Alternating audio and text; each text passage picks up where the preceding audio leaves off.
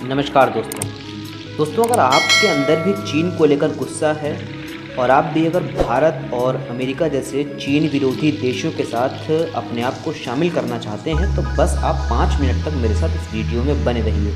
मैं आपके सारे सवालों का जवाब दूंगा। दोस्तों आज पूरे विश्व को यह एहसास हो गया है कि चीन के इरादे नेक नहीं हैं। उसने एक और तो हांगकांग पर राष्ट्रीय सुरक्षा कानून लागू करके उस पर अपनी डोमिनेंस बढ़ा दी है, तो वहीं वह भारत के लद्दाख क्षेत्र पर भी अपनी निगाहें गड़ाए हुए है। अमेरिका ने पूरे विश्व को धमकी देते हुए यह कहा कि यदि वे चीन को खुले तौर पर विरोध प्रदर्शित नहीं करते और उसका विरोध नहीं करते तो वह अमेरिका का प्रकोप झेलने के लिए तैयार रहें। लेकिन अमेरिका इस काम में अकेले आगे नहीं बढ़ सकता।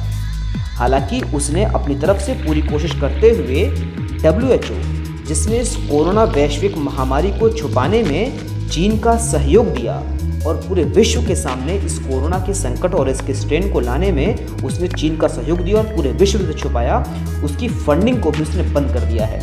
उसने ब्रिटेन सहित पूरे विश्व पर दबाव बनाते हुए ये कहा कि यदि चीनी कंपनी हुवई को उन्होंने अपने यहाँ ट्रायल करने की अनुमति दी तो वह अमेरिका का दंश झेलने के लिए तैयार रहें। इससे बेहतर होगा कि वह हुवई को अपने यहाँ 5G ट्रायल करने से रोकें तथा जो देश चीनी प्रोडक्ट, ऐप तथा अदर सर्विसेज का लाभ ले रहे हैं वो भी आगे अमेरिका का प्रकोप झेलने के लिए तैयार रहें। उसने 10 से 12 जून को होने वाले G7 शिखर सम्मेलन को सितंबर तक टाल दिया और इसी गुस्से के कारण उसने टाला कि वह अब इस 7 देशों के समूह को 11 देशों का समूह बनाना चाहता है।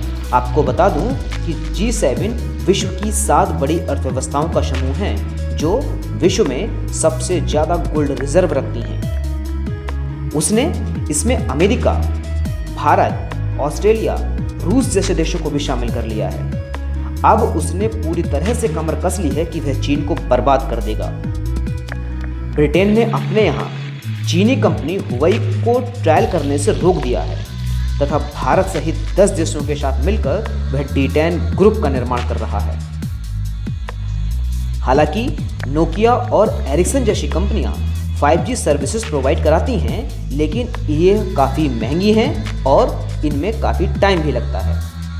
लेकिन ब्रिटेन प्रधानमंत्री बोरिस जॉनसन ने चीन को हाई रिस्क सेलर करार देते हुए चीन से आने वाले सभी माल उसके 5G कंपनी हुवई को पूरी तरह से प्रतिबंध लगा दिया है। उसने कहा कि चीनी ऐप तथा अमेरिकी कंपनी हुवई विश्व के सभी देशों के लिए साइबर सिक्योरिटी के क्षेत्र में गंभीर खतरा उत्पन्न कर सकती हैं और चीन विश्व के सभी देशों के से डेटा चोरी का कार्य करता है। अमेरिका ने यहाँ तक कह दिया कि जो देश ताइवान को स्वतंत्र राष्ट्र का दर्जा नहीं देंगे वह अमेरिका उनको देने वाली सभी सुविधाएं समाप्त कर देगा। मैं आपको बता दूं कि आज चीन ने भारत को स्ट्रिंग ऑफ पर्ल्स के माध्यम से चारों तरफ से घेर लिया है। वह भारत पर कब्जा करने के लिए उसी रिंग फेंस की नीति का इस्तेमाल कर रहा है जो कभी ईस्ट इंडिया कंपनी ने भारत पर कब्जा करने के लिए की थी।